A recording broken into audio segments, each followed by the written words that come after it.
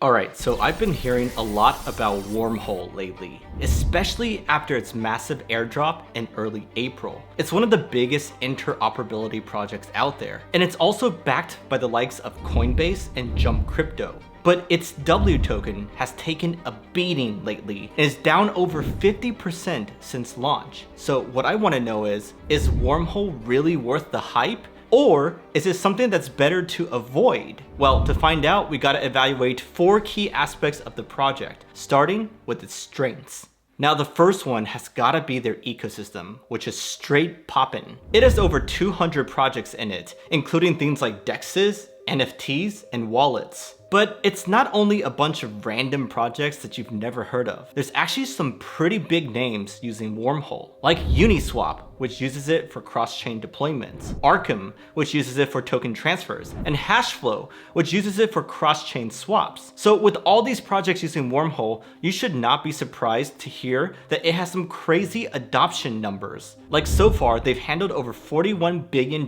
in transfers, with over 1 billion cross-chain messages. And their developer activity is strong too, with over 1,000 monthly commits, which shows that they have a bunch of devs who are working hard to improve the tech. So pretty much the here and now is looking quite healthy for them. But another one of their strengths are all the things they're doing for the future. For example, they have a 12-week accelerator program, as well as a grants program for any builder or team that wants to utilize Wormhole in their project. They also have a massive cross-chain ecosystem fund, which has a whopping $50 million up for grabs. That one is super important, as it's for any team that's building cross-chain applications, and it just shows us that Wormhole is invested in its future rather than just being happy with where they are now. But anyways, another big strength of Wormhole is the insane backing it has. Back in 2022, the Wormhole Foundation and Jump Crypto raised a ridiculous $225 million from some of the biggest VCs in the game. That is a fat war chest, and it just shows you how excited smart money is about this project. But wait, some of you may be thinking, with all these big investors holding tokens, won't that lead to some heavy selling when they start to take profits? Well, that is definitely a fair concern, but if you look into the specifics, there's actually a reason to be optimistic, because those investors bought their W tokens at 25 cents, and currently the price is around 55 cents. So that's only a 2x, roughly speaking, and most likely they'd want to hold for more gains before they start to take profits. And that's why it's better for newer investors to get in around the same price as the insiders rather than like 10x or 100x higher, which is what a lot of other projects are like. Anyhow, that's a lot of strengths, but I always want to be fair, which is why we have to turn to their weaknesses now. And the first one is their tokenomics, which definitely has some troubling components to it. For example, as it currently stands, there's only 18% of their 10 billion tokens in circulation, and almost a quarter of their total supply are allocated to insiders. That's something we just don't want to see. And unfortunately, it isn't going to get any better in the near future. By this time next year, the circulating supply will have risen over 260%, which is an insane amount of tokens to flood the market. So with inflation like that,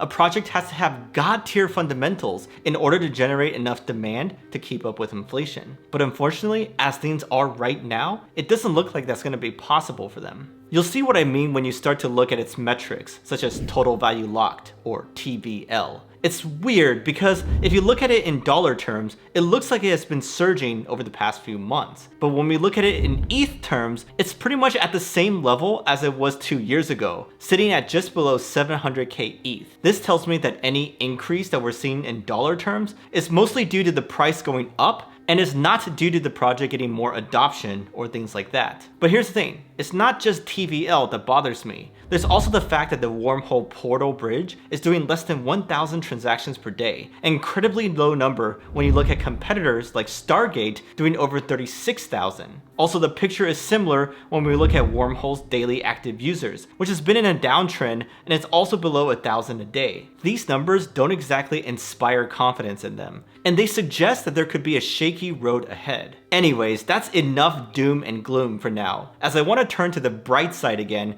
and look at some of the opportunities there that Wormhole could potentially seize. And one of them is definitely the fact that Wormhole is not a one-trick pony and could actually do a ton of things besides just bridging tokens. These things include multi-chain dApps, data access, cross-chain asset transfer, and a lot more. So this is quite unique, and it's definitely something that sets it apart from many of its competitors. And the opportunity here is for Wormhole to use these unique features to bring over users from their competitors. Anyhow, another big opportunity has to do with the app chain megatrend. What I'm talking about is everyone building specialized blockchains with a particular use case in mind rather than general purpose layer 1 blockchains. We've seen this approach rocket recently with the likes of Say, Celestia, and DYDX. So if this continues, then it could be a massive opportunity for Wormhole, because all these app chains rely on interoperability protocols to be able to communicate and transfer assets to one another. So if app chains continue to thrive, then Wormhole will be in a great position to capitalize. But then there's yet another opportunity for Wormhole, and it has to do with security. You see, bridges are particularly vulnerable to hacks, and in 2022, they accounted for an insane 69% of all funds stolen in the crypto space. Hackers love to attack bridges because they often have a central storage point that holds all the funds being bridged, so that makes them a very juicy target. In fact, bridges have become a top target for North Korean hackers who reportedly stole over $1 billion worth of crypto in 2022. So clearly, security is a big deal in the space. And fortunately for Wormhole, they were recently named one of 2 bridges that were deemed sufficiently safe by the Uniswap Foundation in their independent bridge assessment report. This is a huge selling point when compared to other projects that weren't endorsed, and this could attract a large amount of capital to flow into Wormhole from anyone who cares about security. So obviously there's a ton of opportunities, as you can see. But what about the threats that could derail Wormhole in the future? Well, funny enough, one of them just happens to be security. Although they got that seal of approval from Uniswap's report, Wormhole actually has a big black mark on this record. In 2022, they suffered a gigantic hack totaling $325 million. By forging a valid signature, a hacker was able to mint 120,000 wrapped ETH worth around $250 million, and they ran away with it. Despite Wormhole's best efforts to retrieve it, those funds were never seen again. So even if they've improved their security protocols now, that hack just cannot be ignored, and personally, I'm worried that if they were ever hacked again, then their reputation would be donezo. Anyhow, while that's more of a hypothetical situation, there's another threat that's far more tangible and fundamental, and that's their valuation. Wormhole's fully diluted market cap sits at $6 billion, which is quite large. But more importantly, its FDV to TVL ratio is around 2.3. This suggests that they are way overvalued, as is usually the case with any project who has an FDV to TVL ratio greater than 1. But it gets more confusing when we look at Wormhole's bridging volume. Like, this should be their bread and butter, right? But it's not even in the top 10 of all bridges, accounting for only 2% of the total bridge volume at $6.6 million. So something is clearly off here. Like when we look at one of its competitors, Connext, they're doing more than double the volume of Wormhole, and they have a TVL that's over 30 times less. So that's definitely a concerning metric. And then Axelar, which is probably the biggest competitor to Wormhole, is also a huge threat. Axelar was actually the other project to get that seal of approval from Uniswap, but unlike Wormhole, Axelar doesn't have that black mark of a hack on its record. Also, Axelar's TVL has been showing consistent growth over the past 2 years, in both dollar and ETH terms. So with a TVL that's about 1/5 of Wormhole's, Axelar has arguably a clearer path for growth, and this definitely makes it a massive threat to Wormhole's future. To make things worse, Layer 0, another big competitor, will soon be rocking the space with its own airdrop. So you can expect that to suck away even more liquidity from Wormhole. Anyhow, now that we've completed a full SWOT analysis, we can revisit our original question.